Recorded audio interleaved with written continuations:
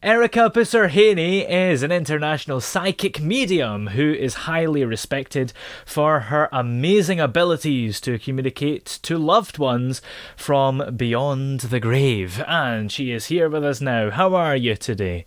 Hey Toby, how are you doing? I'm alright. I'm in a Halloween mood on this spooky night. I love Halloween. It's really spooky. Yes. First of all, you are a psychic medium. What exactly does a psychic medium do? Well, just like the movie, I see and talk to dead people. Ooh. Is it just as simple as that? It is. It's just as simple as that. Psychic mediums basically are psychics. Mediums are a little different. They are connected with the other world through evidential communication with spirit.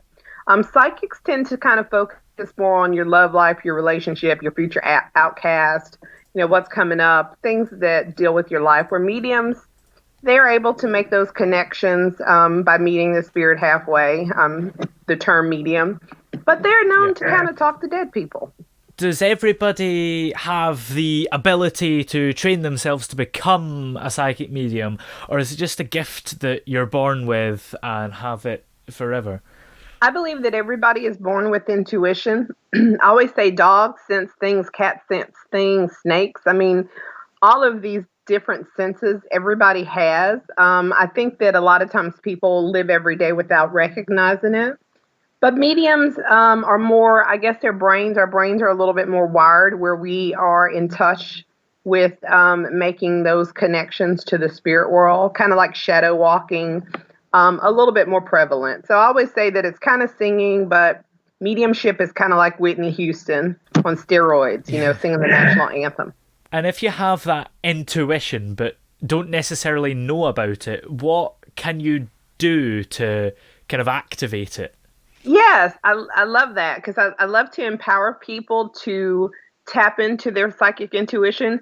And the only thing I would say is just be still and listen. Don't debunk things that happen to you. There is a lot of times where synchronicities will happen, or the inner voice within yourself will tell you little things, or you'll have dreams. I always say just ask for more, quiet your mind, and listen. And a lot of times things will be revealed to you, but meditation is the key. If you want to go full blown, just go meditation, start meditating, and look for psychic development, intuition, things online. There's a ton of free stuff. I also sell things, but there's free stuff out there. I'm quite interested in how it works because talking to dead people, would you be able to get in touch with Elvis or Marilyn Monroe if you wanted? Or does it have to be certain conditions that are met and you can't kind of just choose anyone? I think there are some mediums out there that, connect to people like that. They say, hey, let me get, I don't know, Elvis or something like that. And they communicate. My ability is a little different. To me, if I were Elvis, I'm not going to worry about coming and connect with Ericka because I don't know Ericka. And I think sometimes that gets into ego. So usually mediumship is someone that is connected to you, Toby, or someone that would be connected to me who has a stake in the game, something that they want to say. So I'm not known to pull random people out of Hollywood. No, that's not my thing. But there are people out there that say they do that. But yeah, I think the spirit world has to have some kind of connection to you in order for them to, drop their busy life in heaven to come down and, say hello. So do the spirits sort of have to be hanging around in the room, so to speak? No, I think that they're living their best life where they are in the other place. And I think that at times love will bring them back to us to give us messages of hope and messages of evidential, life after death. And so they're not just hanging around in your house. No, they come down. It's like they come down from heaven every now and then and give us love and show us love and goosebumps. So I take it that you believe in the afterlife then? I do. I think that's a misconception that, people that are psychic mediums don't believe in God. There are different religious paths and everything. But for me, I can speak of for me. Yes, I do believe in an afterlife. I do believe in God. I don't do anything that's really basically against that in a concept. I mean, I find myself to be a very spiritual person. And what would you say to people that might think it's a load of nonsense? Because I'll be completely honest, I'm a bit skeptical myself, but I've never really put myself forward for any psychic happenings or had any experiences, so I suppose my skepticism comes from not having any evidence for both ways. I think it's, healthy skepticism is important. There was a long time ago that people would walk around and they have tinctures and they'd say, this tincture, you give me $100, it's going to cure any and everything, that's wrong with you. And so me as a skeptic, I'd say, yeah, right. That's bull. So I think in a way it's very healthy to be skeptical of people when they say they can do these things.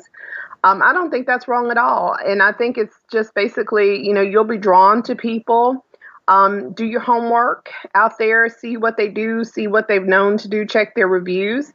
But I will be the first to say, when people approach me with abilities, I'm very skeptical. So I'm on the same skeptical wagon. Even though I do this, for a living, I'm very skeptical of other people. I suppose it's good to question your own beliefs, otherwise you just end up in some sort of echo chamber, right?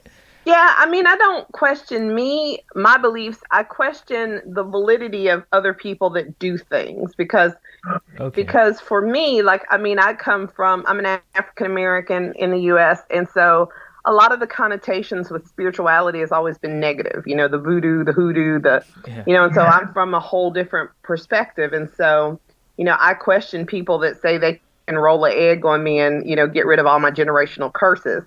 I question those people. I don't believe in that as far as the validity of that. So I'm very skeptical when people come to me and they say, ooh, let me show you what I can do, because I know the validity of what people like me do. And so I'm very skeptical. So I think that's wonderful to be skeptical. Okay. Now, I think maybe we should have a bit of fun, so to speak. Are you picking up any vibes just now between this conversation? Okay, so what I do is I focus on Toby and information in his highest good, okay? And so I go to a location, I guess wherever you would have been at some point.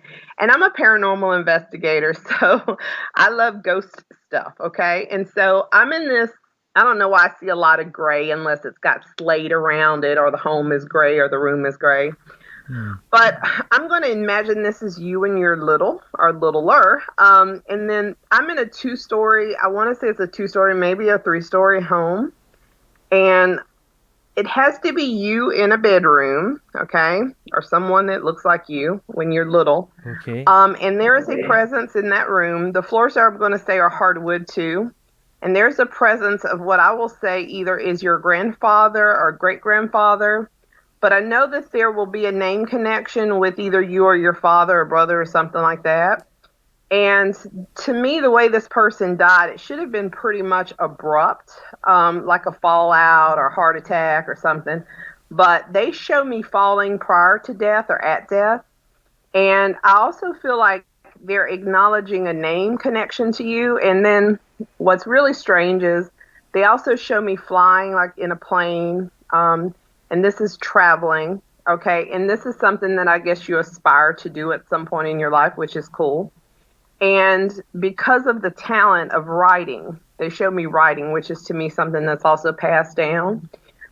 You should write a story either about the lineage of your family or there is something maybe you're going to work on in the future in reference to this. Because I do feel that you channel energy in that way. So maybe there's a story about your life or your family or your history, or you might be working on something like that. And they show me that you're going to do that. But I also get the whole Ireland thing, but obviously, you got something going on with that too. Yeah, I think there's a bit of heritage there. Yeah, and so I would say that there is some returning to that location at some point in your life, okay? Okay. Also, one quick question. Have you ever been afraid of sleep, when you sleep as a child, was there always fear of under the bed, like where you would peer under the bed and see if there's something there? Yeah, I think when I was little, be scared of that if it was dark and I was in a room on my own, yeah. Do you have any recollection of seeing anybody in your room at some point? No, but well, when I was younger, I mean, this is something that could probably be explained logically, but Okay. I remember in like the early morning, I felt something grab my leg, and it felt like real, but then I don't know. Okay. Do you have any connection to the multiple level house when you were that age? Um, I had a house with multiple levels, yeah, but I don't know. Was it during the same time, though, that you had that experience? Yes. Okay. And do you know if that house was gray on the outer or the inner? It was kind of white on the outside, and I suppose the kitchen floor was grey. That's the only thing I can think of. No. You know what slate looks like gray slate? Yeah, That's kind of what I was seeing. I don't know if I it's the suppose texture of the the. roof, maybe. I don't know. No, I don't know. That's just how I see things, but it's all good. It's no big deal. What about the connection to your grandfather? Well, Is there a name connection? I've only ever known one of my grandfathers, and he's still alive. Do you know if there's a name connection to another grandfather for you or your father? I don't know. How do you mean? Oh, okay, so it'd be like if I had two grandfathers and one of those grandfathers named their child after them. Oh, yes. Well, my granddad that's still alive, my brother was named after him. Yeah, and so that's basically kind of what that's about. It's like name connection means someone is named after that person. But if you did more homework maybe to his father, see if he was also named after his father in some way. Okay. Because the person has to be dead, and if your grandfather is not dead, it has to be the great. Yeah. So it'd be like your great grandfather named his son after him in some way, and then maybe your brother is named after your grandfather. There is a connection to the name being passed down. Okay, very interesting indeed. Is that all you've got for now to pick up on? Yeah, and the only other thing that was weird that I just saw as you were speaking was some kind of cut like in the front part of you. A cut.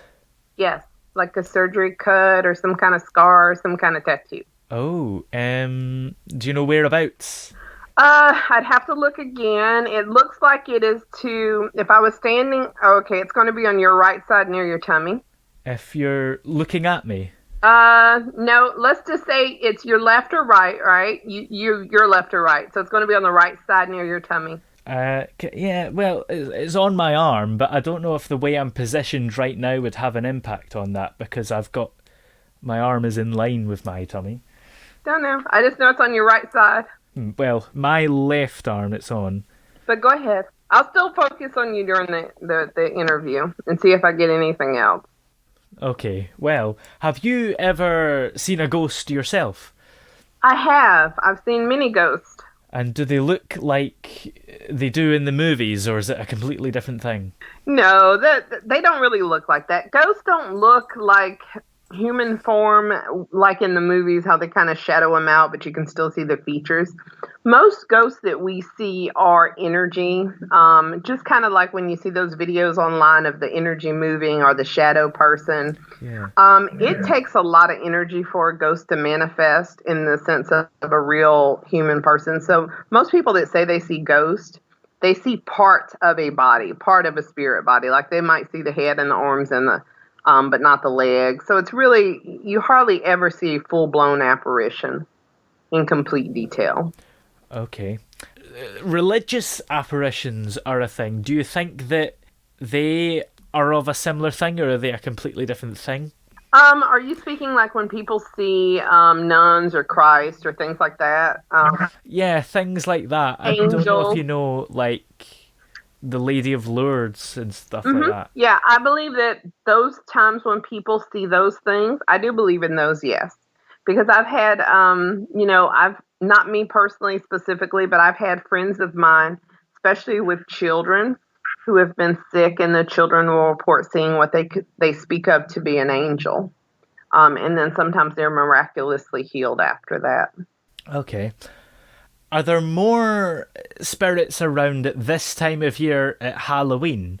I think spirits are around all the time. I think during Halloween, it just gets more scary and dark and creepy. And so, you might have more people trying to play with the Ouija board and doing all that silliness. But spirits are pretty much around 24/7, 365 days.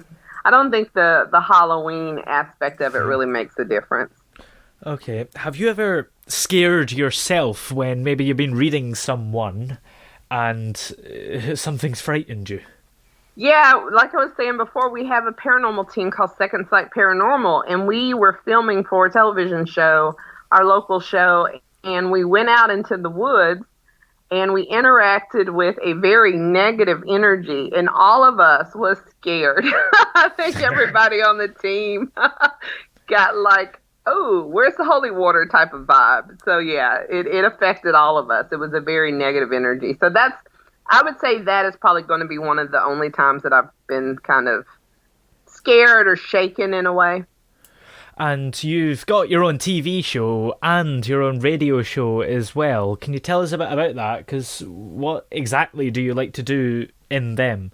Well, we have kind of stopped because of COVID, but we love to go to haunted locations, and we have a lot of sensitive people on the team, so we all pick up different things, but I love to see spirits kind of work the equipment and do crazy things and scare us. And then the radio show, I love to interview people like myself and even different and skeptics too, and just get their point of view, mix it up and kind of talk about different discussions. So we have everything on there from, psychics to holistic healers, trying to find answers to life's questions, basically, so yeah, I mean, I enjoy, like you do, bringing something a little different to the audience. What's the scariest place you've been to on the TV show? I mean, other than that place you mentioned, was there anywhere scarier, or was that the place? Well, I would say that was kind of the place. The rest of the hauntings are really nice. I love to go to Waverly. Waverly was really cool. It was a TB hospital. Oh. And it was scary in the fact that you would see apparitions, and it was very active, but they were all good spirits. So for me, a normal person probably would be like, oh my God, it's too active in here. Let me get out. Me, I was like, oh my God, this is so cool. But I'm a little twisted. I have like a snake hanging from my bed right now. So I'm a little different, But yeah, I totally love Waverly. But the scariest I've ever been was probably in the woods in Pensacola at night. Have you ever found it so scary that you've just thought, right, that's it, I've got to give up? No, because I'm a crazy chick. I'm one of those, I'm like a rock star psychic, Joan Jett, you name it, with a little Stevie Nicks vibe going on. So yeah, I was just like, okay, get the holy water, let's go over there. And then I was like, okay, wait. Sister is out. I'm riding out. I'm getting out of here.